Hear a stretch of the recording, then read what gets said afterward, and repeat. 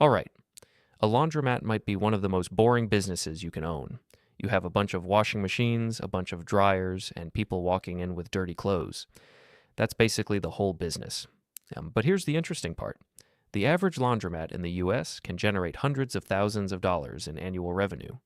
And according to industry data, the median store actually keeps around 27% as operating profit, before taxes, debt payments, and owner compensation.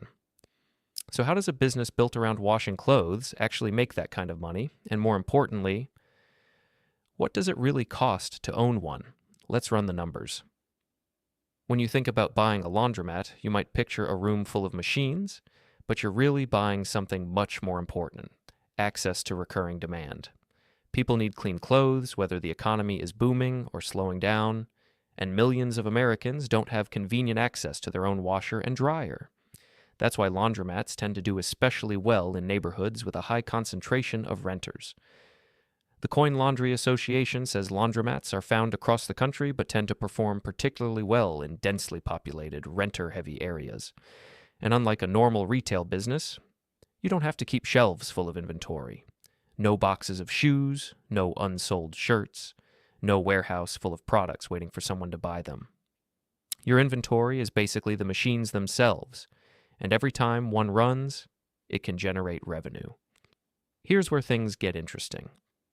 The 2024 Coin Laundry Association Industry Survey puts median annual gross revenue at about $335,000 for the stores surveyed. That's roughly $28,000 a month in gross revenue. But don't get too excited. Gross revenue is not profit. That $28,000 has a lot of places to go. The biggest source is obvious: washing. Customers pay to use the machines. Then there's drying, and potentially additional revenue from things like detergent vending, wash and fold pickup, and delivery commercial laundry accounts. Other services, the industry survey shows that laundromats aren't necessarily just self-service businesses anymore. Additional services can create entirely new revenue streams. So the real question isn't how many people use the laundromat. It's how much revenue can each machine generate. Laundromat owners have a useful metric called turns per day. Basically, how many paid cycles does a machine complete in a day? Imagine a washer charges $4 per cycle. If it runs once today, that's $4. If it runs 5 times, that's $20. Now multiply that across dozens of machines, and suddenly the business starts to make sense. That's why location is everything. A laundromat with 50 machines in a busy renter-heavy neighborhood can have a completely different economics from the exact same 50 machines in a low-demand area. The machines haven't changed, the customers have, and that means the location can determine the ceiling for the entire business. This is where the laundromat stops looking like easy money, because every load uses resources: water, electricity, natural gas, and those costs add up. According to analysis of the 2024 CLA survey, utilities are around 20 to 21% of gross revenue at the median store. So if a laundromat brings in around $335,000, you're potentially talking about roughly $67,000 to $70,000 a year just going toward utilities, and that's before rent. A laundromat doesn't need to own the building. Most operate from leased retail space, often on long-term leases. CLA notes that coin laundries commonly occupy retail space under 10 to 25-year leases. And that long lease matters, because imagine spending hundreds of thousands of dollars installing commercial laundry equipment, only to have your lease expire before you've had enough time to recover that investment. That's why experienced operators pay close attention not just to the monthly rent, but to how long they actually control the space. Here's an interesting decision. You can run a laundromat with very little staff, or you can add people and offer more services. An unattended store can save significantly on payroll, but an attended store can offer wash and fold. Instead of customers doing everything themselves, they drop off their clothes, someone washes them, dries them, folds them, and the customer comes back later. Now, the business isn't just earning money from machine cycles, it's selling convenience, and that opens up another revenue stream. But of course, labor isn't free. The more services you add, the more people you need to run them. So the owner is constantly balancing more revenue against more operating costs. How much does it cost to start? This is where a lot of people underestimate the business. A laundromat isn't cheap to build. Recent industry estimates put a typical new build in roughly the $200,000 to $500,000 range, with larger or more complicated projects potentially going much higher. The biggest expenses are usually commercial laundry equipment, construction, plumbing, electrical work, and utility upgrades. And the machines themselves can represent a huge chunk of the investment. You're not buying a couple of household washers from a big box store. These are commercial machines designed to run over and over, all day, for years. And then you have plumbing, electrical, water heating, gas lines, drainage, ventilation, payment systems, security, signage, permits, and the build-out. So that seemingly simple room full of washers can represent hundreds of thousands of dollars before the first customer walks through the door. So what does the owner actually keep?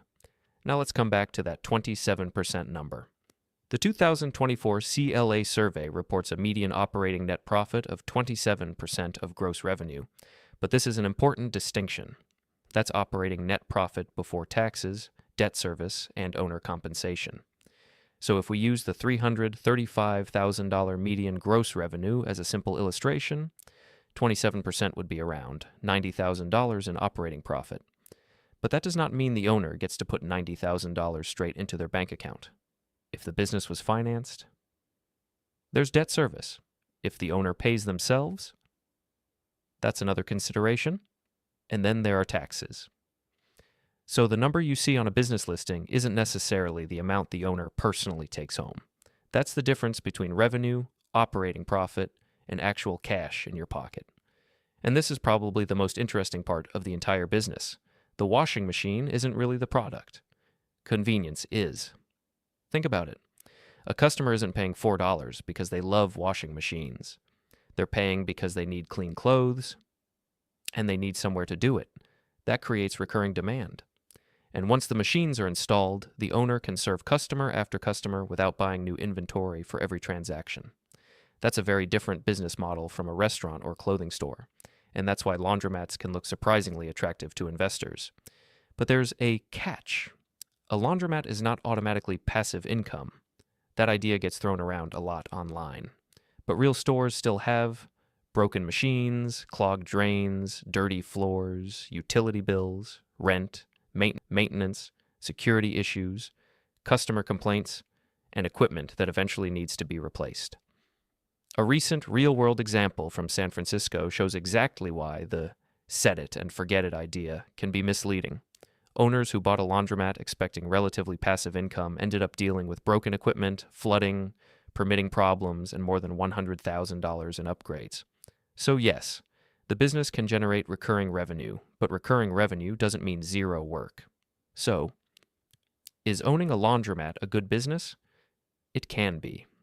The industry has roughly 29,500 coin laundries across the U.S., generating nearly $5 billion in annual gross revenue, and the 2024 industry survey found a median operating net profit of about 27% before taxes, debt service, and owner compensation.